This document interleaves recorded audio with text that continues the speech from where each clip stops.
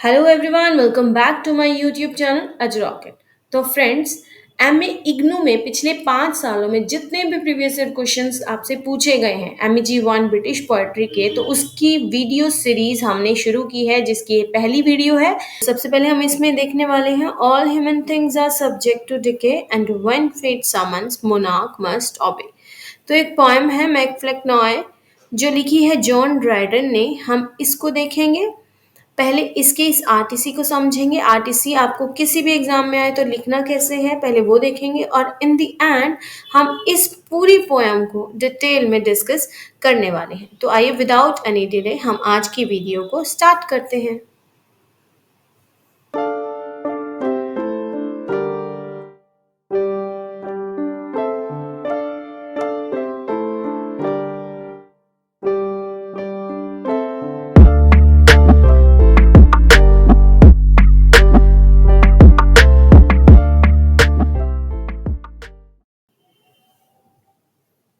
तो फ्रेंड्स, कभी भी आपको एग्जाम में अगर आरटीसी दी जा रही है रेफरेंस टू कॉन्टेक्स्ट, तो आप उसमें 5 पॉइंट्स जरूर बनाइए। फर्स्ट है रेफरेंस, सेकंड है कॉन्टेक्स्ट, थर्ड है एक्सप्लेनेशन, फोर्थ है क्रिटिकल अप्रिसिएशन या क्रिटिकल कमेंट्स या फिर critical analysis, and the fifth one is conclusion. तो आइए इन 5 के 5 पॉइंट्स में आपको लिखना क्या है हम वो देखते हैं। सबसे पहले रेफरेंस। रेफरेंस में आप पोएम का नेम, पोएट का नेम, ये सब लिख सकते हो कि पोएम कहाँ से ली गई है और किसके द्वारा लिखी गई है। After that context. कॉन्टेक्स्ट में जो वो पोएम लिखी गई है उसकी background information if you know, या फिर पर्टिकुलर इवेंट जो एट दैट टाइम हैपन हुआ है, you can write that in this portion. Next is explanation. Explanation में आपको जो पोएम की लाइंस दी हुई हैं 2 या 4, तो वो आप एक्सप्लेन करेंगे। तो काफ़ी लेयर्स होती हैं यहाँ पे। जो अपर वन होता है पार्ट इसके एक्सप्लेनेशन का, वो काफ़ी इजी होना चाहिए ताकि कोई भी कॉमन रीडर भी उसको पढ़े तो उसको इजीली अंडरस्टैंडेबल हो जाए कि आखिर इस पोएम में वो पोएट कहना क्या चाहता है। नेक्स्ट है जो इसका हिडन मीनिंग होता है जो लाइंस का, वो कॉम्प्लेक्स होना चाहिए एंड थॉट प्रोवोकिंग होना चाहिए। Thought provoking means to think seriously about something. And the fourth point है क्रिटिकल अप्रिसिएशन, कमेंट्स या एनालिसिस। इसमें आपको पूरा एनालिसिस करके लिखना है। उसकी राइम स्कीम क्या है, मीटर कौन सा यूज किया गया है, थीम स्टाइल कौन सी यूज की गई है, ये सब आप इसमें लिख सकते हो। तो बेसिकली आपको एग्जामाइन करना है वर्क को इन डेप्थ में, सो दैट कि एक्चुअल में जो पोएट है, जो उसका इंटेंडेड मीनिंग क्या है, वो इसको पढ़ने के बाद एक रीडर को अच्छे से समझ आ जाए। तो that should be justified about what ever you have return and your views regarding it. And the last one is conclusion. Conclusion में आपको पूरी पोएम का सम अप करना है। That should be in your language. तो आइए, हमने जो पोएम एग्जाम में पूछी गई है हम अब उसको डिस्कस करते हैं।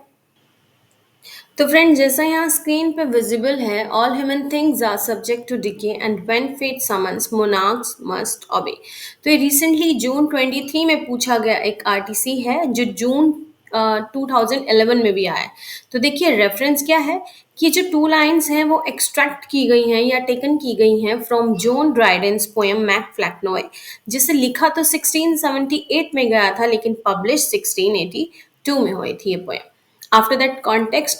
कॉन्टेक्स्ट में हमने आपको बताया था कि आप जो भी इवेंट हुआ हो या कुछ भी था उस टाइम के बारे में आप वो लिख सकते हो।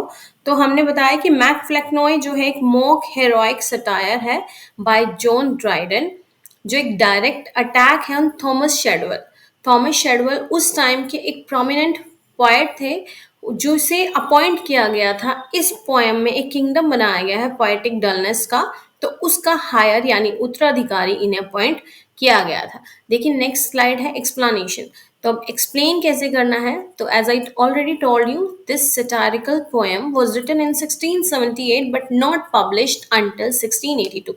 So in the opening lines of this poem, the poet creates an epic atmosphere which makes its reader feel as it is a grand poem about gods and kings. तो एक जो ओपनिंग लाइंस है उसमें बताया गया है कि एक रीडर ऐसा फील कराना चाहता है कि एक ग्रैंड पोएम है जो गॉड्स और किंग्स के बारे में है, और जिसमें बताया गया all human beings are mortal and are subject to die और डिके। तो सारे ह्यूमन बींग्स जो है मॉर्टल हैं यानी नश्वर हैं, which will definitely result in death for sure.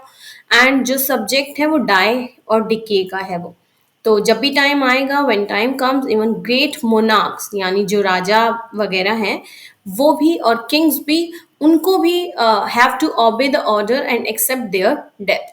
तो डेथ के सामने कोई भी नहीं बच सकता। तो ये इन लाइनों में बताया गया है। The lines can be meant to detail the fact that all of mankind will at one time or another succumb to death, that is succumb means हार मान लेना, to put their knees in front of the put their knees down in front of the death। तो एक वक्त ऐसा आएगा कि सबको पता है कि कोई भी मैनकाइंड हो, तो एक दिन डेथ के सामने सबको हार माननी है, क्योंकि वो सब्जेक्ट है ऑफ डिकेइंग। तो ये जो रेफरेंस है फेट का, फेट यानी हमारी जो नियति है, जिसे हम अनअवॉइड कभी भी नहीं कर सकते। तो ये डिटेल्स करता है, फैक्ट को बताता है कि डेथ भी ऐसी है जो अनअवॉइडेबल है, जिसे हम अवॉइड बिल्कुल भी किसी भी कीमत पर नहीं कर सकते। आफ्टर दैट क्रिटिकली एनालिसिस हमने कहा था लिखने को। तो ये जो कोट है रेफर करता है to the fact that no one, not even monarchs, can stop death when it comes. Dryden also mentions monarchs in these lines. This reference is important given that they, यानी they कौन, monarchs, were seen as being the most powerful at the time of text writing, क्योंकि जो monarchs थे, राजा थे, उस time most powerful माने जाते थे। तो that being said, even monarchs did not have the power to stop death। तो मोनार्क्स के पास भी ये पावर नहीं होती थी कि वो अपने डेथ को रोक पाए।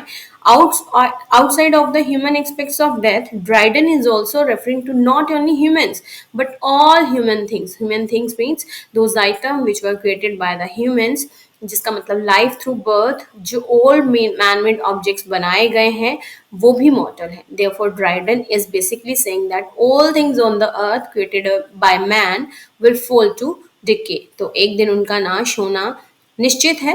The only things which will not fall to decay are those things not created by man. तो जो आदमी के द्वारा नहीं बनाई गई, सिर्फ वो चीजें ऐसी हैं जो शायद डिके ना हो, लेकिन आदमी और आदमी की बनाई हुई चीजें एक दिन नष्ट जरूर होंगी।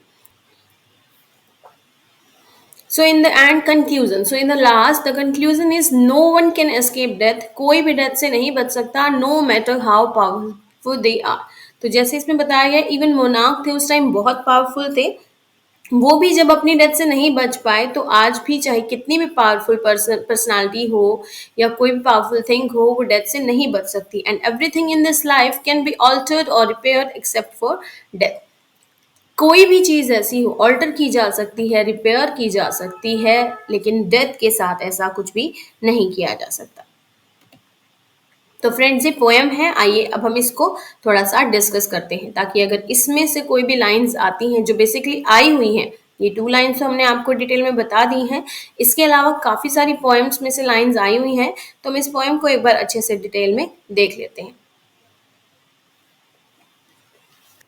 तो फ्रेंड्स, जॉन ड्राइडन का ये बहुत ही फेमस वर्क है मैकफ्लेक्नॉय, जो एक मोक हेरोइक सटायर है। इन्हीं के कंटेम्प्रेरी राइटर थे थॉमस शेडवेल, जिन पर इन्होंने सटायर किया है। तो इन दोनों में आपस में लिटरेरी फाइट चलती रहती थी, काफ़ी इंटरेस्टिंग सटायर है। तो आइए स्टार्ट करते हैं। तो जैसा कि मैंने आपको पहले बताया कि 1678 में इसे लिखा गया और 1682 में पब्लिश्ड किया गया। तो मॉक हेरोइक था, जिसके कारण जो है जॉन ड्राइडन ने इसे अपना नाम नहीं दिया था, तो रिटर्न में किसी और का था। तो मैकफ्लेक्नॉय की कुछ बात की गई है इसमें। पोएम का नाम मैकफ्लेक्नॉय है, जो एक्चुअल मीनिंग होता है जिसका सन ऑफ फ्लेक्नॉय। तो इसमें जो फादर है वो रिचर्ड फ्लेक्नॉय है और जो सन है वो है मैकफ्लेक्नॉय। तो हेरोइक कपलेट का यूज किया गया है। Heroic couplet basically friends iambic pentameter होती है, ऐसी लाइन जो राइम करती हैं पेयर्स में। तो इसमें एक सबटाइटल है, a satire upon the true blue Protestant poet TS यानी थॉमस शेडवेल, जो थॉमस शेडवेल का के ऊपर एक सटायर किया गया है। तो एक मोनार्क की बात की गई है। मोनार्क एक राजा की बात की गई है, जिसके राज्य का नाम था किंगडम ऑफ डलनेस। तो जो पार्ट ऑफ लैंड इस राजा को मिलता है वो है एब्सोल्यूट नॉनसेंस के नाम से। तो इन्हीं के फादर है रिचर्ड फ्लेक्नॉय। तो इन्होंने सोचा कि मैं काफ़ी समय से राज्य कर रहा हूँ, कभी ना कभी तो मेरी डेथ होगी, तो मुझे किसी ना किसी को अपना सक्सेसर यानी उत्तराधिकारी चूज करना ही पड़ेगा।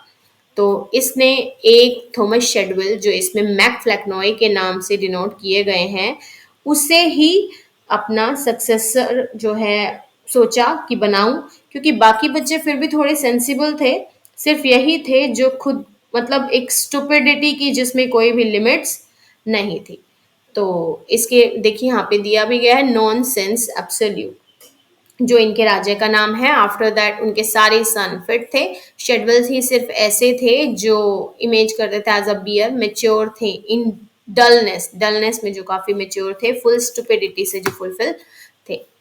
आफ्टर दैट अगर हम बात करें नेक्स्ट स्लाइड की, तो देखिए शेडविल जो है नेवर डेविएट्स इनटू सेंस, उसमें सेंस का कोई काम नहीं था। शेडविल को यहाँ पे एक नाइट के रूप में कंपेयर किया गया है, यानी नाइट एक मेटाफोर कहा गया है जिसमें डलनेस की बात की गई है, lack of creativity and insignificance है, जो शो करता है कि वो काफी लिटरेरी में वीक थे। आफ्टर दैट उनको एक ओक ट्री से भी कंपेयर किया गया है, क्योंकि ओक ट्री देखिए जितना टॉल होता है वो लोगों के लिए यूजलेस होता है, क्योंकि वो कोई शेड भी नहीं दे पाते और ज्यादा कोई फ्रूटफुल भी नहीं है। और इसमें दो पोएट हेवुड और शर्ले, जिनके पूरे नाम थे थॉमस हेवुड एंड जेम्स शर्ले, की भी बात की गई है, जो भी कुछ इन्हीं के ही टाइप के बताए गए हैं।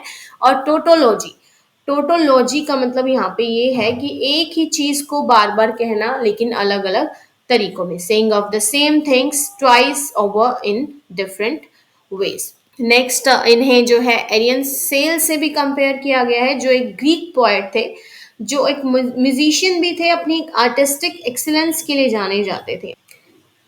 On the other hand, Shadwell, being mocked in the poem, is portrayed as a mediocre poet, जिसका मतलब होता है काफी लो क्वालिटी या लो परफॉर्मेंस, तो लैक करते थे पोएटिक क्वालिटीज इनमें, और जो स्किल्स थे वो भी नहीं थे। तो जो एट्रीब्यूट किए गए थे एरियन सेल को, ये उनसे बिल्कुल टोटली अपोजिट कहे गए हैं। और आफ्टर दैट फिशेस से भी इनको कंपेयर किया गया है।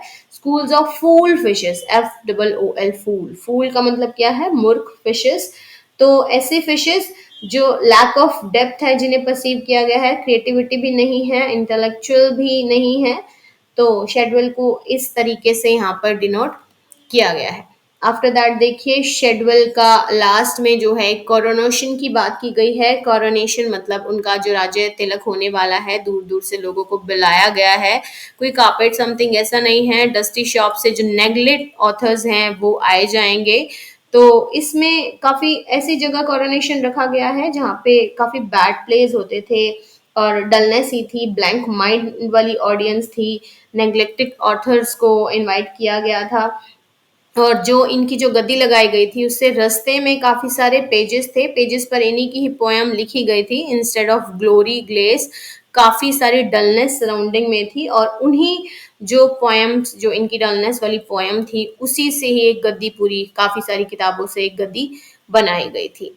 तो इनको लग रहा था कि इनको राजा इसलिए बनाया जाए क्योंकि टिल डेथ ये अपनी डलनेस को है जो मेंटेन कर पाएंगे काफी इजीली। तो उसी समय क्या होता है, कुछ 12 आउल्स आकर उड़ने लग जाते हैं, एजेड आउल्स होते हैं, तो कोई कहता है कि कितना ऑस्पिशियस मोमेंट है। तभी इनके फादर रिचर्ड फ्लेक्नॉय जो हैं खड़े होते हैं और एडमायर करते हैं अपने बेटे के ब्राइट फ्यूचर के लिए, उनको गुड लक करते हैं। वो कहते हैं कि ये किंगडम को हमारे बढ़ाएगा, मुझे ट्रस्ट है कि स्टुपिडिटी जो है इनके अंदर, या स्टुपिड माइंड जो इनका है, उससे स्टुपिडिटी को ये बरकरार रखेंगे एट दी एंड।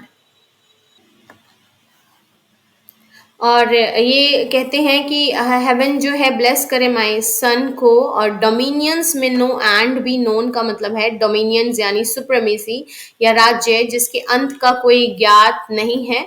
और इन्होंने ये भी कहा है कि सक्सेस पाने के लिए कभी किसी सक्सेसफुल पर्सन को कॉपी मत करना, क्योंकि सक्सेस से दूसरों को सीखने दो, तुम्हारा दिमाग काफी फ्रूटलेस है, बंजर है, इसे वही रहने दो। तुम ऐसी पॉइंट्स लिखते हो, अगर ट्रेजेडीज लिख रहे हो तो हंसी आती है, कॉमेडी लिखते हो तो नींद आती है, एंड सटायर्स भी तुम्हारे किसी काम के नहीं है, अच्छी पोएम्स तुम्हारे किसी भी बस की बात नहीं है। तो अपने जो माइंड है उसको डल ही रहने दो, तुम्हें किसी लेबर की कोई नीड नहीं है।